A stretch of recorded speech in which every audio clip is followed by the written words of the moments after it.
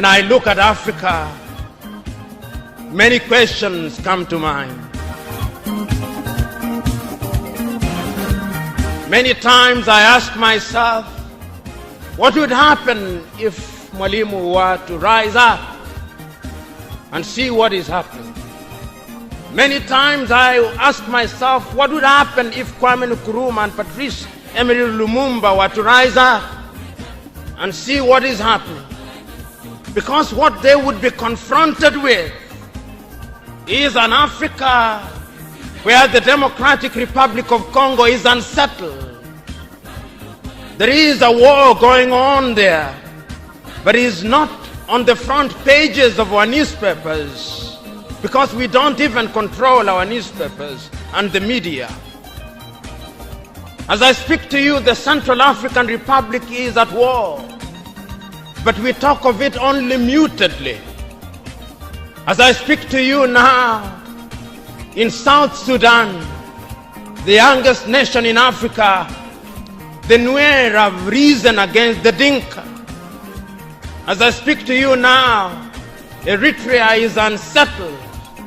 As I speak to you now, there is an ease in Egypt as there is an ease in Libya. In Niger, it is no better. In Senegal, in the Casamance, it is no better. In Somalia, it is no better. Africa is at war with herself. This is what they would be confronted with.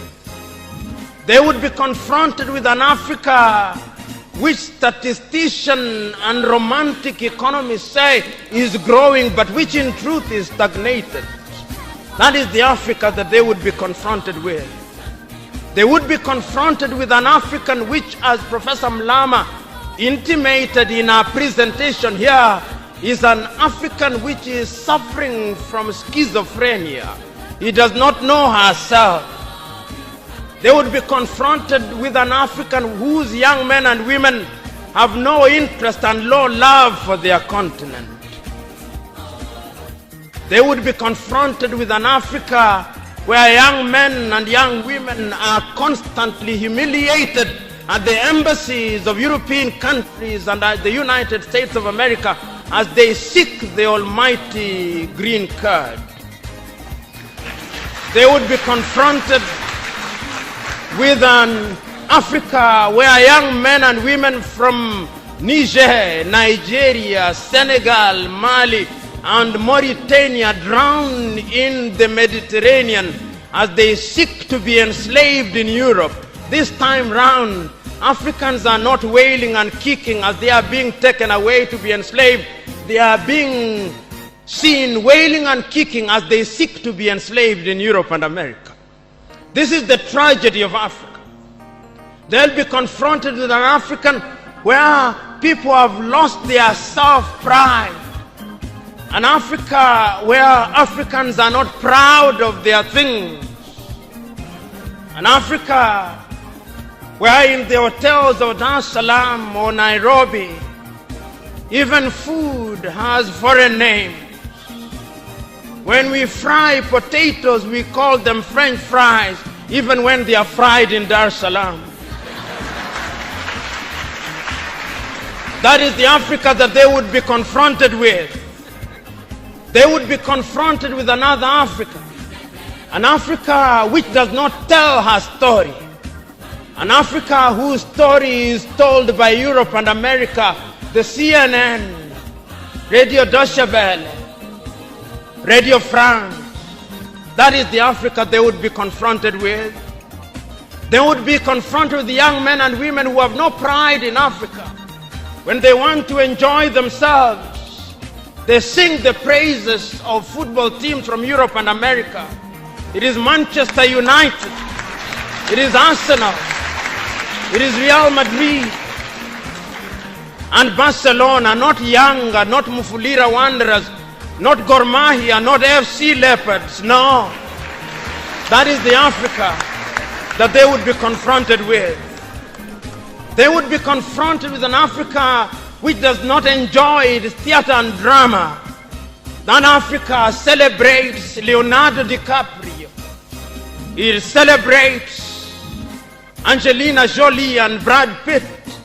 The Africa does not celebrate Genevieve Naji of Nigeria, or Rita Dominic, or Lou Jacobs of Nigeria. It does not celebrate Bongowood or Nollywood or Riverwood. It celebrates Hollywood. That is the Africa with which they would be confronted. They would be confronted with African women whose greatest source of joy is cheap grade B Mexican soap opera, La Patrona, La Mujer de mi Vida, The Rich Also Cry. Why must we remind ourselves of these realities?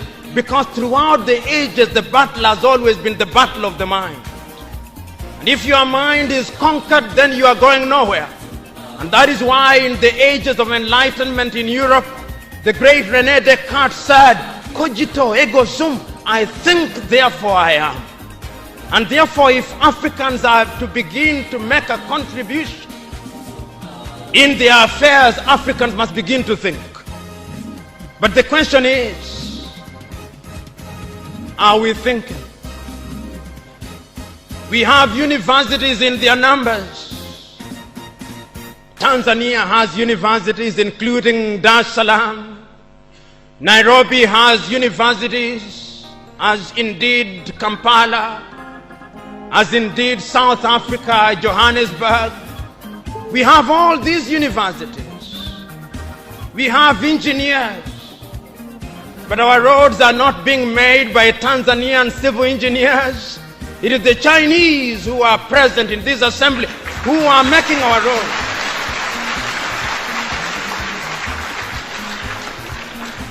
So we have engineers who cannot even make roads.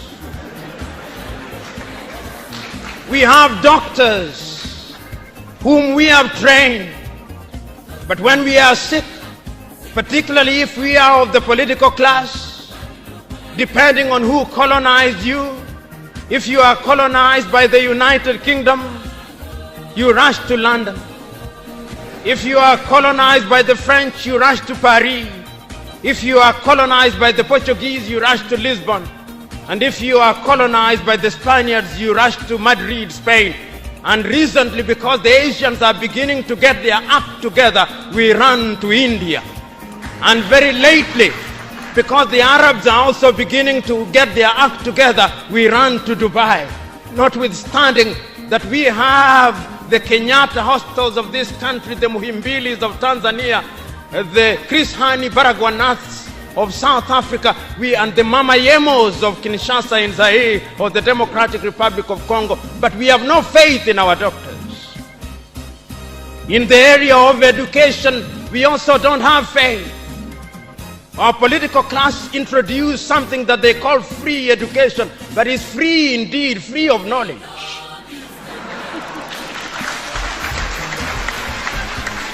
Because they are so suspicious of those institutions that the typical African politician would not dare take their children to those schools.